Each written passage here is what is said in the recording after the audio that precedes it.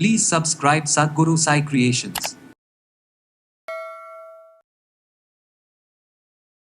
ஒரு மனிதனுடைய ஆரோக்கியம், ஒரு மனிதனுடைய ஆயுள், ஒரு மனிதனுடைய உருவ அமைப்பு, மன அமைப்பு, வெற்றி, தோல்வி, சில நேரங்களில் உடலுடைய திசுக்களுக்கு தேவையான ஆற்றலும் சத்தும் கிடைக்காமல் போகும்போது எந்த விதமான சிரமமும் இல்லாமல் எழுந்து முறையாக நம்முடைய காலை வேலைகளை ஆரம்பிக்கக்கூடிய ஒரு பலம் நமக்கு தேவை இல்லையா? அந்த பலம் சீராக இல்லை என்றால் வாரத்திற்கு 7 நாட்களும் தினசரி 3 வேளையும் அசைவ உணவுகள் சாப்பிட்டால் கூட எடை கூடாமல் இருக்கக்கூடிய நபர்கள் அனைவருமே கண்களில் ஏற்படுகின்ற எரிச்சல், வாயில் ஏற்படுகின்ற வறட்சி, சிறுநீர் கழிக்கும் போது ஏற்படுகின்ற எரிச்சல், என்ன செய்தாலுமே மாதவிலக்கு ஏற்படவில்லை அப்படிங்கிற ஒரு பிரச்சனை, அல்லது அதீதமாக உதிரப்போக்கு ஏற்பட்டு கொண்டிருக்கிறதுங்கிறது பிரச்சனை, அல்லது கடுமையான வெள்ளைப்படுதல் ஏற்பட்டு கொண்டிருக்கிறதுன்ற பிரச்சனை.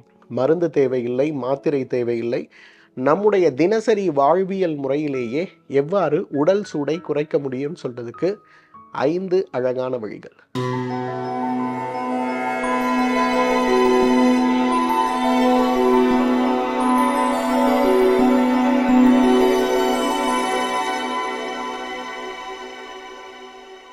சத்குரு சாய் கிரியேஷன்ஸ் யூடியூப் நேயர்கள் அனைவருக்கும் உங்களுடைய வெல்னஸ் குருஜியுடைய அன்பான வணக்கங்கள். உடலுடைய இயக்கம் பொதுவாக உண்ணுகின்ற உணவு செரிக்கப்பட்டு அந்த சத்துக்கள் உடலில் முழுமையாக சேகரிக்கப்பட்டு உடலுடைய இயக்கத்திற்கு சேகரித்து வைக்கப்படுகிறது. சேகரித்து வைக்கப்படுகின்ற சத்தானது உடலுடைய இயக்கத்திற்கு தேவைக்கு ஏற்றாற்போல விதவிதமான சத்துக்களாக மாற்றப்பட்டு உடலுடைய இயக்கத்திற்கு செலவழிக்கப்படுகிறது. இதுக்கு பேர் தான் பேசிக் மெட்டபாலிக் ரேட்னு சொல்லுவோம். ஆனால் இந்த பேசிக் மெட்டபாலிக் ரேட் அப்படிங்கிறது பிஎம்ஆர்னு சொல்லக்கூடியது சில காரணங்களால் உடலில் குறைந்து போகும்போதோ உடலில் மிகுந்து போகும்போதோ நமக்கு விதவிதமான நோய்கள் ஏற்பட்டு விடுவதை பார்க்கிறோம்.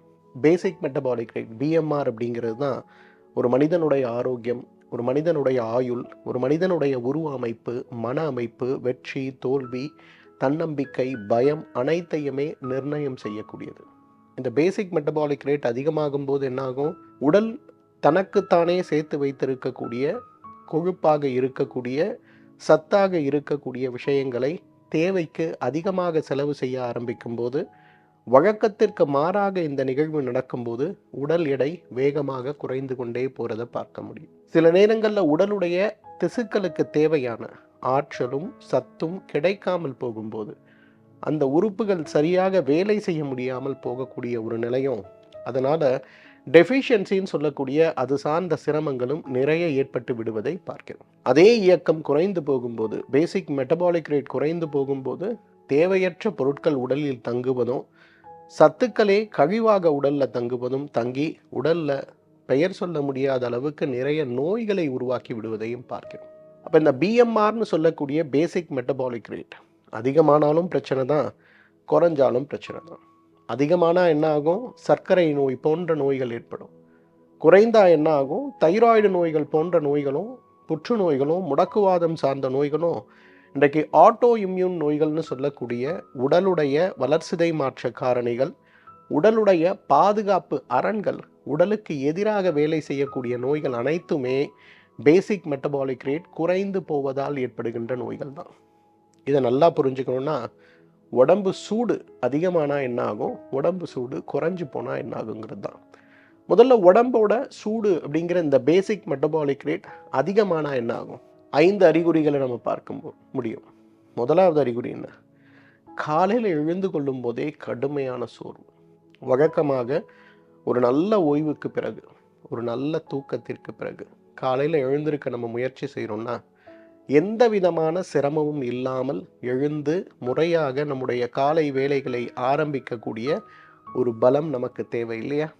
அந்த பலம் சீராக இல்லை என்றால், பேசிக் மெட்டபாலிக் ரேட் அதிகமாக இருக்கிறது என்றால், உடல் உழைக்கும் போது மட்டுமல்ல, உடல் ஓய்வெடுக்கும் போதும் உடலுடைய ஆற்றல் தேவையற்ற நிலையில் செலவு ஆகிக்கொண்டே இருக்கக்கூடிய ஒரு நிலை ஏற்படும் போது காலையில் எழுந்து கொள்ள முடியாத அளவுக்கு சோர்வு. ஒரு நாள் ஃபுல்லாக நம்ம ரெஸ்ட் எடுக்கிறோம், நைட்டெல்லாம் தூங்குகிறோம், திருப்பி காலையில் எழுந்திருக்கும் போது உடம்புல பலமே இல்லாமல் உடல் பலம் குறைந்து போய் காலையில் எழுந்திருக்கும் போதே கடுமையான சோர்வோடு எழுந்திருக்கக்கூடிய நிலை ஏற்படுதுன்னா நம்ம நல்லாவே புரிஞ்சுக்கணும், நம்மளுடைய பேசிக் மெட்டபாலிக் ரேட், உடல் சூடு பொறுக்க முடியாத அளவுக்கு இருக்குன்னு அர்த்தம். இரண்டாவது, தேவையற்ற உடல் எடை குறைந்து போவது. உடல் எடை குறையலை அப்படின்னு கவலைப்படுகின்ற மக்கள் நிறைய பேர் இருக்கும்போது, காரணமே இல்லாமல் என்னோட உடம்பு எடை குறைஞ்சிக்கிட்டே வருதுன்னு கவலைப்படுகின்ற ஒரு கூட்டமும் இருக்கத்தானே செய்யுது. பெண் குழந்தைகள் திருமணத்திற்கு முன்பும் ஆண்கள் திருமணத்திற்கு முன்பும் மசில் இல்லை, பார்ப்பதற்கே பலவீனமாக இருக்கிறார்கள்னு சொல்லப்படுறதும், நிறைய குழந்தைகளுடைய பெற்றோர்கள் வரும்போது 12 வயது 13 வயது குழந்தையுடைய வளர்ச்சி மிக குறைவாக இருக்கிறது, பார்ப்பவர்கள் எல்லாம் நல்ல டாக்டரை போய் பார்க்கறதானே, நல்ல சாப்பாடு கொடுக்கறதானே, நிறைய அசைவம் கொடுக்கறதானேன்னு அட்வைஸ் பண்ணுறாங்க. என்ன செய்யறதுனே தெரியல சார். உண்மையை சொல்லணும்னா நாங்கள் சாப்பிட்றத விட அவன் 2 மடங்கு சாப்பிட்றான், ஆனால் பார்த்தா பரிதாபமாக இருக்கான்னு சொல்லக்கூடிய நிலை நிறைய இடங்களில் ஏற்படுவதை பார்க்கிறோம். இதற்கு காரணம் பேசிக் மெட்டபாலிக் ரேட் அதிகமாகும் போது உடல் சேர்த்து வைத்திருக்கக்கூடிய சத்துக்கள் வீணாக செலவழிப்பது மட்டும் கிடையாது, சாப்பிடுகின்ற உணவில் இருக்கக்கூடிய சத்துக்களும் அதீதமாக செலவிடப்படும் போது உடல் எடை குறைந்து கொண்டே போகிறதை பார்க்க முடியும். யாருக்கெல்லாம் உடல் சூடு அதிகமாக இருக்கிறதோ அவர்களுக்கு வேகமாக உடல் எடை குறைவதும், என்ன சாப்பிட்டாலுமே வாரத்திற்கு 7 நாட்களும் தினசரி 3 வேளையும் அசைவ உணவுகள் சாப்பிட்டால் கூட எடை கூடாமல் இருக்கக்கூடிய நபர்கள் அனைவருமே உடல் சூடு நோயால் பாதிக்கப்பட்டிருக்கிறீர்கள் அப்படிங்கிறது அர்த்தம். மூன்றாவது, கண்களில் ஏற்படுகின்ற எரிச்சல், வாயில் ஏற்படுகின்ற வறட்சி, சிறுநீர் கழிக்கும் போது ஏற்படுகின்ற எரிச்சல், மலம் கழிக்கும் போது ஏற்படுகின்ற எரிச்சல், பொதுவாகவே ஒரு ஏசி அறையில் இருந்தால் கூட உடல் கொதிப்பது போல இருக்கக்கூடிய உணர்வு, யாராவது நம்மளை தொட்டாங்கன்னா என்ன உடம்பு இப்படி கொதிக்குது உங்களுக்கு காய்ச்சலான்னு கேட்கக்கூடிய அளவுக்கு ஏற்படுகின்ற உடல் சூடு, இவை அனைத்துமே ஏற்படுவதற்கு மிகப்பெரிய காரணம் என்ன? அந்த மிகப்பெரிய காரணம் உடல் சூடு தான். நமக்கு காய்ச்சல் இருக்காது, ஆனால் யாராவது பக்கத்தில் உட்கார்ந்தாங்கன்னா என்ன உடம்பெல்லாம் சுடுதுன்னு கேட்கக்கூடிய அளவுக்கு கண் எரிச்சலும், சிறுநீர் பாதையில் ஏற்படுகின்ற எரிச்சல்களும், மலம் கழிக்கும் போது ஏற்படுகின்ற எரிச்சலும் முழுக்க முழுக்க முழுக்க உடல் சூடு கூடுதலாக இருக்கிறது நமக்கு சொல்லக்கூடிய அறிகுறிகள் அப்படிங்கிறத நம்ம புரிஞ்சுக்கணும். நான்காவது, வயதாகின்ற தோற்றம் அதிகமாகுது. இப்போ நம்மில் நிறைய பேரை பார்க்குறோம், கல்லூரிக்கு போகிற வரையிலும், கம்ஃபர்டபுளாக ஒரு ஜாபுக்கு போகிற வரையிலும், வீட்டு உணவு சாப்பிட்ற வரையிலும் பார்த்திங்கன்னா நமக்கு எந்த பிரச்சனையுமே இருக்காது. ஆனால் நமக்கு எப்போ உடல் சூடு அதிகமாக ஆரம்பிக்கிறதோ, அப்போ ஒரு வருஷத்துக்கு முன்னாடி நம்ம எடுத்திருக்கக்கூடிய ஃபோட்டோவையும் இன்றைக்கு நாம் எடுத்திருக்கக்கூடிய ஃபோட்டோவையும் பார்க்கும்போது நம்முடைய முகத்தில் அந்த முதிர்ச்சி, முதுமை, முகத்தில் இருக்கக்கூடிய சுருக்கங்கள், தலைமுடி கொட்டி ஏற்படுகின்ற மாற்றங்கள் பார்ப்பதற்கே நம்மை பரிதாபப்படுத்தி விடுவதை பார்க்க முடியும். நிறைய இடங்களில் நீங்கள் பார்த்தீங்கன்னா அந்த தோற்ற வித்தியாசம் 2 வருடம் 3 வருடம் நம்மை கழித்து நம்மை பார்க்கக்கூடிய நம்முடைய உறவினர்கள், நண்பர்கள்லாம் என்னப்பா உடம்பு முடியலையா, ரொம்ப டல்லாக இருக்கே அப்படின்னு ஒரு கேள்வியை கேட்குறத பார்க்க முடியும். பெண்களை பார்க்கும்போது என்ன ஆச்சு, இவ்வளோ ஃப்ரெஷ்ஷாக இருப்ப, திடீர்னு பார்த்தா எப்படி ஆயிட்டேன்னு கேட்கும்போது நம்முடைய உடலும் மனதும் தன்னம்பிக்கையும் உடைந்து போகின்ற ஒரு நிலை ஏற்படுவதை பார்க்க முடியும். இது முழுக்க முழுக்க இந்த உடல் சூடினால் ஏற்படக்கூடிய பிரச்சனை தான்.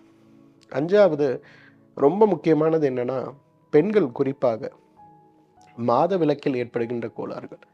என்ன செய்தாலுமே மாதவிலக்கு ஏற்படவில்லை அப்படிங்கிற ஒரு பிரச்சனை, அல்லது அதீதமாக உதிரப்போக்கு ஏற்பட்டு கொண்டிருக்கிறதுங்கிறது பிரச்சனை, அல்லது கடுமையான வெள்ளைப்படுதல் ஏற்பட்டு கொண்டிருக்கிறதுன்ற பிரச்சனை. இது 3மே இருக்கிறத பார்க்க முடியும். ஆண்களாக இருக்கும்போது சிறுநீர் கழிக்கும்போது வெண்மையாக போவது, சிறுநீர் கழிக்கும்போது கழிப்பதற்கு முன்போ முடிந்த பிறகோ வெண்மை திறமான திரவ கசிவு ஏற்படுவது, இது எல்லாமே இருக்கிறத பார்க்க முடியும்.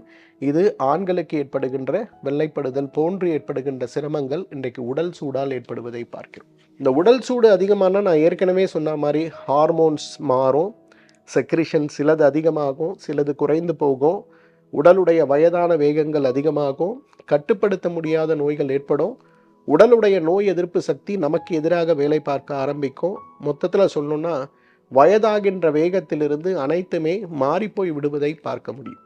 சரி, உடல் சூடானா என்ன நடக்கும் நம்ம எல்லாருக்கும் பொதுப்படையாக தெரிஞ்சது தான். எப்படி உடல் சூடை குறைப்பது? உடல் சூடை குறைப்பதற்கு 5 அழகான வழிகளை உங்களுக்கு நான் சொல்லித்தரேன். மருந்து தேவையில்லை, மாத்திரை தேவையில்லை, நம்முடைய தினசரி வாழ்வியல் முறையிலேயே எவ்வாறு உடல் சூடை குறைக்க முடியும்னு சொல்றதுக்கு 5 அழகான வழிகள்.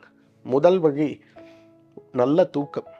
யாரெல்லாம் ஒரு நாளைக்கு 6லிருந்து 7 மணி நேரம் எந்த விதமான தடையும் இல்லாமல் தடங்களும் இல்லாமல் நன்றாக தூங்குகிறோமோ நமக்கு உடல் சூடு குறைந்து போய் விடுவதை பார்க்க முடியும். ஏன்னா இன்றைக்கு சூடு குறையாமல் ஏற்படுகின்ற பிரச்சனை, சூடு அதிகமாக இருக்கின்ற பிரச்சனை, தொட்டாலே கொதிக்கின்ற அளவுக்கு உடல் சூடு நோயால் பாதிக்கப்பட்டு இருப்பவர்கள் நம்ம யாராக இருந்தாலுமே முதல்ல அதற்கான காரண காரியங்களை ஆராய்ந்து பார்த்தாலே, நைட் ஷிஃப்ட் செய்யக்கூடியவர்கள், இரவு ரொம்ப லேட்டாக தூங்கக்கூடிய பழக்கம் இருப்பவர்கள், இரவு முழுவதும் சரியாக தூங்க முடியாத அளவுக்கு வேலையோ அல்லது தூக்க நோயோ இருப்பவர்கள் அனைவருக்குமே உடல் சூடு ரொம்ப மோசமாக இருக்கிறத பார்க்க முடியும். அந்த வகையில் தூக்கமே உடல் சூடை குறைப்பதற்கு மிகச்சிறந்த மருந்து அப்படிங்கிறத நம்ம புரிஞ்சுக்கணும். குறைந்தது ஒரு நாளைக்கு 6 மணி நேரம். ஒருவேளை நம்முடைய வேலை அதிக நேரம் முழித்திருக்க வேண்டிய வேலையாக இருக்குன்னா, விழித்திருக்க வேண்டிய வேலையாக இருக்குன்னா, இரவில் ஒரு 4 மணி நேரமோ, பகலில் முடிந்தால் 1 மணி நேரம் 2 மணி நேரம் ஒரு குட்டி தூக்கத்திற்கு நேரத்தை காலத்தை ஒதுக்க முடியுமா அப்படிங்கிறத நம்ம பார்க்கணும்.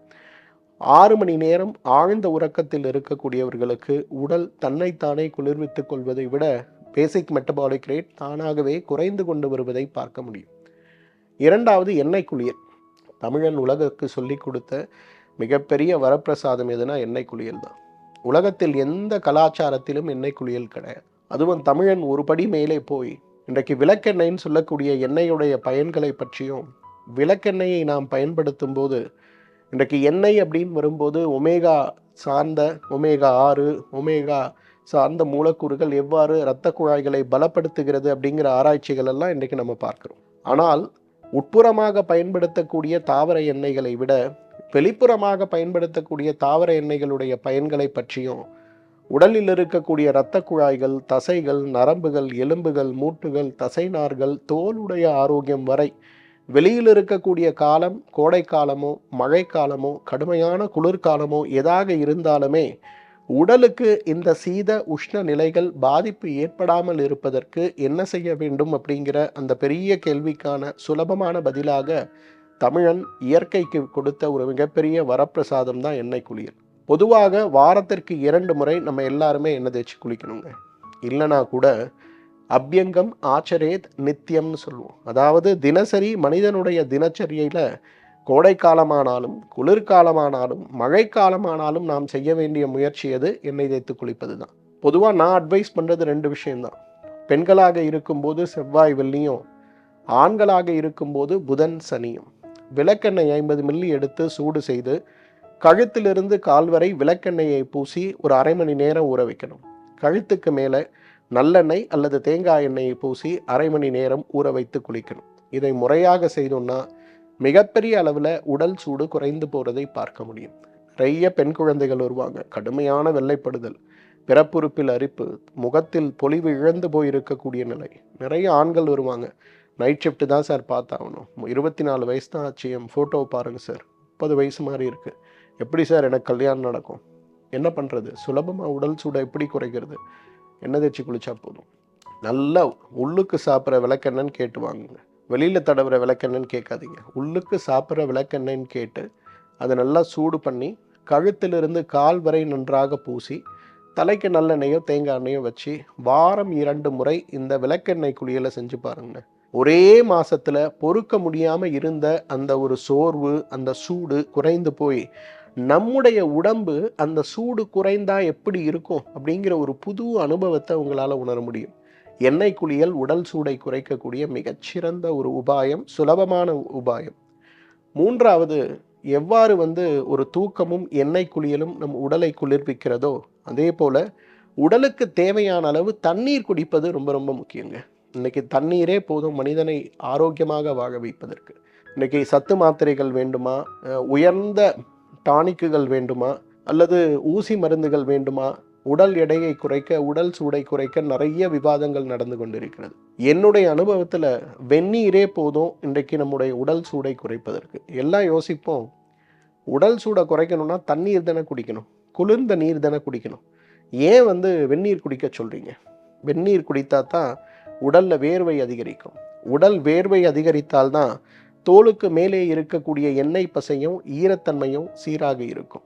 தோலுக்கு மேலே இருக்கக்கூடிய எண்ணெய் பசையும் ஈரத்தன்மையும் சீராக இருந்தால் மட்டும்தான் நம்முடைய உடல் சூடு குறைவாக இருக்கும், தேவையற்று அதிகமாகாது. ஸோ அந்த வகையில் உடல் சூடை குறைப்பதற்கு எவ்வாறு தூக்கமும் எண்ணெய் குளியலும் சிறந்த உபாயமாக இருக்கிறதோ அதைப்போல் இருக்கக்கூடிய மற்றும் ஒரு உபாயம்தான் வெந்நீர் குடிப்பது. காலை எழுந்தவுடன் 200 மில்லி சூடான வெந்நீர், ஒரு காஃபி குடிக்கிறது மாதிரி சிப் பை சிப்பு அளவோடு அளவாக வாய் வைத்து வாயாக சாப்பிட வேண்டும்.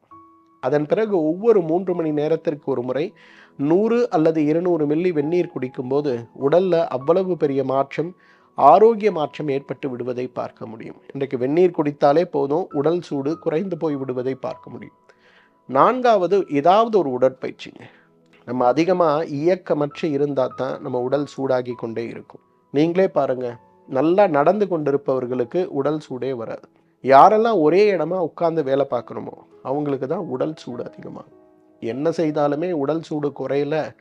என்ன வேலை செய்கிறீங்கன்னு கேட்டால் பேங்க்கில் உட்காந்துருக்கேன் சார், இல்லை கேஷியராக இருக்கேன் சார். 24 மணி நேரமும் உட்காந்துருக்கணும். காலையும் 9 மணிக்கு நீங்கள் போகிறீங்கன்னா சாயந்தரம் 7 மணி வரலாம் உங்களோட வேலை உட்காந்துருக்கிறது தான். அப்போ உடம்பு சூடு அதிகரித்து அதிகரித்து சிரமங்கள் திரும்ப திரும்ப ஏற்பட்டு கொண்டே இருக்கிறத நம்ம பார்க்க முடியும். 5வது, இன்னைக்கு எல்லாத்துக்கும் மேலே மனிதர்களுடைய குணத்தில் இந்த மனம் சார்ந்த காரணிகளை கணக்கில் எடுத்துக்கொள்வதே கிடையாது. கோபம், துக்கம், தன்னம்பிக்கை இல்லாமல் இருப்பது, பதட்ட குணத்தோடு இருப்பது, பொறாமைப்படுவது, கோபப்படுவது போலவே தன் கண்ட்ரோலில் எல்லாம் இருக்கணும்னு நினச்சி எல்லாரையும் கட்டுப்படுத்த முயற்சி செய்வது, இது மிகப்பெரிய அளவில் நமக்கு உடல் சூடை அதிகரிக்கும்.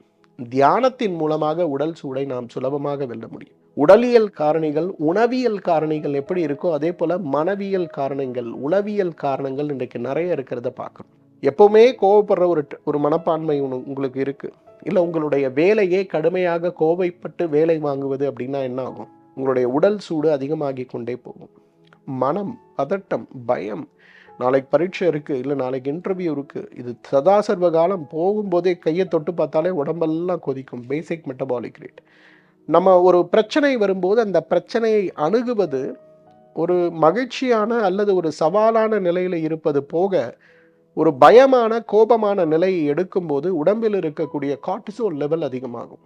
கார்டிசோல் அதிகமான உடனே உடல் அதற்கு தேவையான ஆற்றலை கொடுக்க ஆரம்பிக்கும். சர்க்கரை இரத்தத்தில் அதிகமாகும். இது ரெண்டும் அதிகமாகும் போது இதயம் என்ன பண்ணும்? வேகமான ஒரு இரத்த ஓட்டத்தை உருவாக்கி ஒரு மாற்றத்தை உருவாக்க ஆரம்பிக்கும். இவை அனைத்துமே நமக்கு உடல்ல கடுமையான பாதிப்பை ஏற்படுத்தி விடுவதை பார்க்கிறோம். அப்போ இந்த உடல் சூடை குறைக்க வேண்டும் அப்படின்னும் போது நல்ல தூக்கம், அதே போல எண்ணெய் தேய்த்து குளிப்பது, தண்ணீர் குடிப்பது, எல்லாத்துக்கும் மேலே மனதில் இருக்கக்கூடிய அழுத்தங்களை குறைப்பது, இது எல்லாத்துக்கும் நம்ம முக்கியத்துவம் கொடுக்கணும். சார் நீங்கள் சொல்கிறதெல்லாம் சரி, இதெல்லாம் நான் பண்ண முடியாது, சுலபமாக உடல் சூடை குறைக்க எனக்கு 2 வழிகள் சொல்லுங்கன்னா, முதல் வழி நிச்சயமாக எண்ணெய் தேய்ச்சி குளிக்கிறதாங்க. நல்லா உடம்பெல்லாம் விளக்கெண்ணெய் தேய்ச்சி 1/2 மணி நேரம் 3/4 மணி நேரம் வச்சு வெந்நீரில் குளிச்சு பாருங்கள். உங்கள் உடம்புல எந்த சிரமமும் இருக்காது, உடல் சூடு இருக்காது, கலகலவென்று மாறி விடுவதை பார்க்கலாம். யாரெல்லாம் தலைக்கு எண்ணெய் வச்சா எனக்கு சளி பிடிக்குது, எனக்கு ஆஸ்துமா இருக்குது, எனக்கு சைனசைட்டிஸ் நோய் இருக்குது, எனக்கு ஒற்றை தலைவலி இருக்குதுன்னு நினைக்கிறீங்களோ கழுத்துக்கு மேலே எண்ணெயே தடவாதீங்க. கழுத்துக்கு கீழே மட்டும் நல்லா விளக்கெண்ணெயை சூடு பண்ணி ஃபுல்லாக தடவிட்டு ஒரு 3/4 மணி நேரம் 1 மணி நேரம் ஊற வைத்து வெந்நீரில் குளிக்க முடியுமான்னு பாருங்கள். அவ்வளவு அழகாக உடலில் இருக்கக்கூடிய அந்த சூடு குறைந்து போய் விடுவதை பார்க்க முடியும். 2வது, பித்த சமனின்னு சொல்லக்கூடிய சிறப்பு. நீங்கள் ஃப்ளிப்கார்ட்டு, அமேசான் இல்லது கூகுளில் போய் சர்ச் பண்ணிங்கன்னா கூட உங்களுக்கு கிடைக்கும். பித்த சமனிங்கிற ஒரு சிறப்பு மிகச்சிறந்த உடல் சூடை குறைக்கக்கூடிய ஒரு அருமருந்தினே சொல்லலாம். இந்த பித்த சமனி சிறப்பை ஒரு 15 மில்லி அளவுக்கு எடுத்து ஒரு அரை கிளாஸ் அளவுக்கு ஒரு 50 மில்லி வெந்நீரில் கலந்து காலை ஒரு வேளை, இரவு ஒரு வேளை உணவுக்கு முன்பு நீங்கள் குடிக்க ஆரம்பிச்சிங்கனாலே 1 மண்டல காலம் அல்லது 2 மண்டல காலம் 48 நாட்கள் அல்லது 100 நாட்கள் குடிக்க ஆரம்பித்தாலே மிகப்பெரிய அளவில் உங்கள் உடலில் இருக்கக்கூடிய அந்த பித்தம் சார்ந்த காரணிகள் குறைந்து போகிறத நம்ம பார்க்க முடியும். நல்லா ஞாபகம் வச்சுங்க, ஆரோக்கியமான வாழ்க்கைங்கிறது சத்து மருந்துகளாலோ நல்ல மருத்துவர் கொடுக்கக்கூடியதோ சிகிச்சையோ கிடையாது. ஆரோக்கியம்ங்கிறது உடல் சூடை குறைத்து உடலுடைய பேசிக் மெட்டபாலிக் ரேட்டை குறைத்து நாம் நம்முடைய ஆரோக்கியத்தை பாதுகாத்து கொள்ள வேண்டும். அதற்கு நான் சொன்ன 5 வழிகளும் நீங்கள் வீட்டிலேயே செய்யக்கூடிய வழிகள் தான். இதெல்லாம் தொடர்ந்து செய்ய முடியுமா அப்படிங்கிறத பாருங்கள். இந்த முயற்சியை குறைந்தது 2 மண்டலங்கள் 100 நாட்கள் செய்யுங்க. அதன் பிறகு இந்த வீடியோவுக்கு வந்து இதோட கமெண்ட் செக்ஷனில் இந்த சின்ன சின்ன முயற்சிகளை நீங்கள் தினசரி வாழ்க்கையில் மாற்றினதுனால உங்களுடைய உடல் சூடு எப்படி குறைந்து போயிருக்கிறது அப்படிங்கிறத எங்கள் எல்லார் கூடவும் பகிர்ந்து கொள்ள முடியுமான்னு பாருங்கள். இந்த உடல் சூடு சார்ந்த கேள்விகளோ சந்தேகங்களோ உங்களுக்கு ஏதாவது இருக்குன்னா அவசியம் கமெண்ட் செக்ஷனில் கேளுங்க. எனக்கு நேரம் இருக்கும்போது அதற்கு பதில் எழுத நான் முயற்சி செய்கிறேன். இந்த வீடியோவை தவறாமல் உங்களுடைய கம்யூனிட்டியில் ஷேர் பண்ண முடியுமானும் பாருங்கள். மீண்டும் சந்திப்போம். நன்றி, வணக்கம்.